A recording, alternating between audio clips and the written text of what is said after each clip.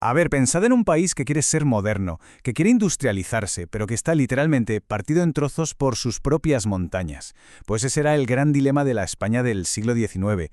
Y aquí vamos a ver precisamente eso, cómo se intentó coser esa nación con raíles de acero, superando las barreras gigantescas que la propia geografía le ponía por delante. Y esta es la pregunta del millón, ¿no? La que lo define todo. Porque no hablamos solo de una cuestión política o cultural, que también, sino de un reto físico, casi brutal.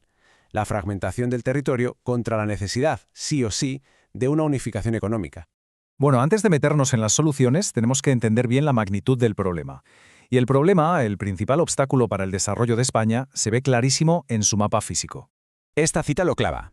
Para que nos hagamos una idea, otros países europeos tenían grandes ríos navegables que funcionaban como autopistas naturales para mercancías. España, en cambio, no tenía casi ninguno.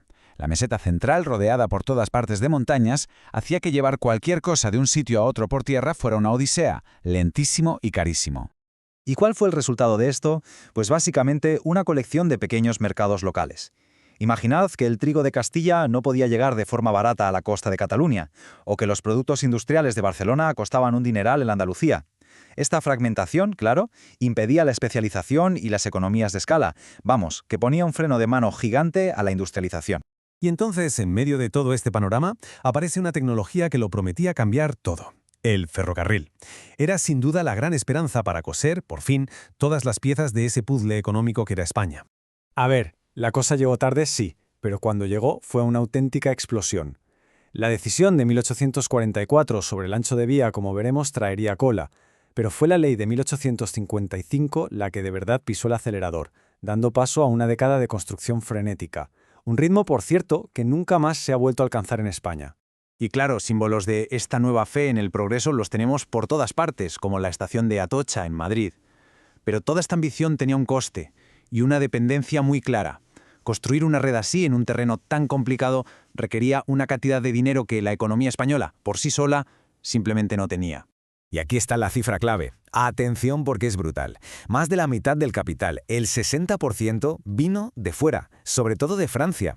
Los grandes bancos y empresarios franceses vieron aquí un negocio redondo y se convirtieron en los verdaderos motores de que el tren se expandiera por España. Pero claro, todo este progreso se construyó sobre unos cimientos, digamos que un poco débiles. Por un lado, el famoso lío del ancho de vía, que en la práctica nos aisló de Europa por tren. A eso se le sumó una especie de fiebre especulativa, donde lo importante era construir rápido y barato, para pillar la subvención sin pensar mucho en la calidad. Y para rematar, las compañías ferroviarias nacían ya con el agua al cuello, ahogadas en deudas. Una paradoja. Eran vitales para el país, pero como negocio eran un desastre.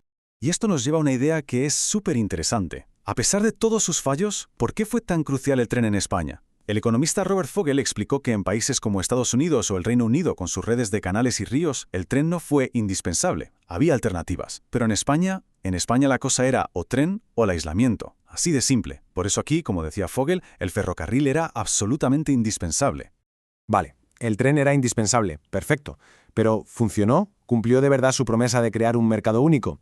Para saberlo, los historiadores económicos tienen un truco, una especie de prueba del algodón que no falla, la prueba de los precios. Esto de la integración de mercado es muy fácil de entender. Si dos sitios forman parte del mismo mercado, el precio de un producto básico como el trigo tiene que ser muy parecido en ambos lugares. Si el ferrocarril funcionó, los precios a lo largo y ancho de España deberían haberse ido acercando con el tiempo. Y con el trigo, ¡bingo! La prueba fue un éxito total. Fijaos en la tabla.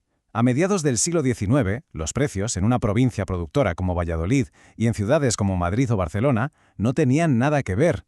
Pero avanzamos al siglo XX y gracias al tren, las curvas de precios son casi idénticas. El mercado del trigo por fin se había integrado.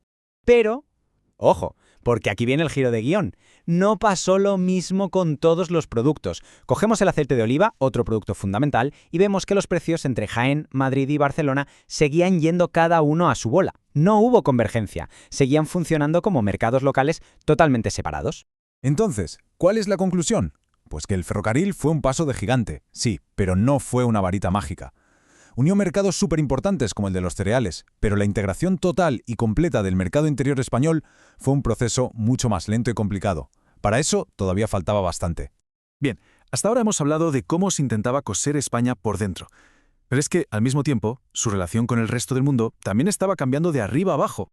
La pérdida de las colonias americanas fue un batacazo económico tremendo. De repente, España pasó de ser el centro de un imperio a ser una economía periférica en Europa, y su nuevo papel pasó a ser básicamente el de suministrar minerales y productos agrícolas a las grandes potencias industriales del norte, como Gran Bretaña y Francia. Este nuevo rol, como es lógico, abrió el gran debate económico de la época. ¿Qué hacemos?